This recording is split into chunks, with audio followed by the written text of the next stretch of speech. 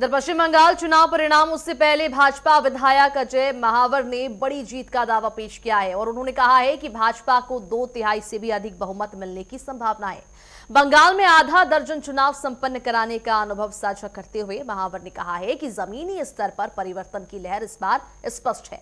तो वहीं दिल्ली की राजनीति पर बोलते हुए उन्होंने आम आदमी पार्टी पर कड़ा निशाना साधा और कहा कि आम आदमी पार्टी को हार का डर सता रहा है। उन्होंने दावा किया है कि एमसीडी चुनाव में पार्षद अपनी ही पार्टी को छोड़ने की तैयारी में थे, जिसके डर से आम आदमी पार्टी के समीकरण बिगड़ गए। क्या खुशबू कह रहे, सुनिए। बीजेपी विधायक अजय महावर जी हैं, जिनसे हम खास बातचीत करेंगे। सर, जिस तरीके से एग्जिट पोल सामने आ रहे हैं 5 राज्यों के, क्या लगता है कि भारतीय जनता पार्टी किन किन जगहों पे अपना जो है वो कमल खिला पाएगी? नहीं, मुझे स्पष्ट तौर पर लगता है आसाम, पश्चिम बंगाल में भारतीय जनता पार्टी अपनी सरकार बनाएगी, तमिलनाडु में एनडीए अपनी सरकार बनाएगा, पुडुचेरी में भी बीजेपी अपनी सरकार बनाएगी, केरल में हमारी स्ट्रेंथ बढ़ेगी। ये मोटे तौर पर मेरा आकलन है। लेकिन 3 राज्यों में स्पष्ट रूप से भाजपा की सरकार और एक राज्य में एनडीए की सरकार, इन 5 में से 4 राज्यों में हमारी सरकार बनने जा रही है।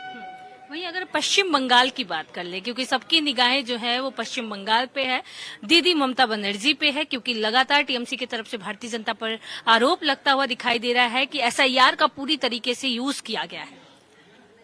यूज किया गया है ना, मिसयूज नहीं किया गया है। अगर किसी का वोट कट गया है तो क्या वो डलना चाहिए? क्या किसी की डेथ हो गई है तो किसी दूसरे व्यक्ति को उसका वोट डालना चाहिए? क्या कोई दूसरी जगह 2 वोट बना करके रह रहा है तो क्या उसका वोट वहां पड़ना चाहिए? क्या कोई घुसपैठिया बांग्लादेश से आकर के यहाँ फर्जी आधार कार्ड बना करके अपना वोटर कार्ड में नाम जुड़वा दिया और उससे कागज मांगा जाए तो उसका वोट देश के भाग्य निर्धारण में, प्रदेश के भाग्य निर्धारण में होना चाहिए?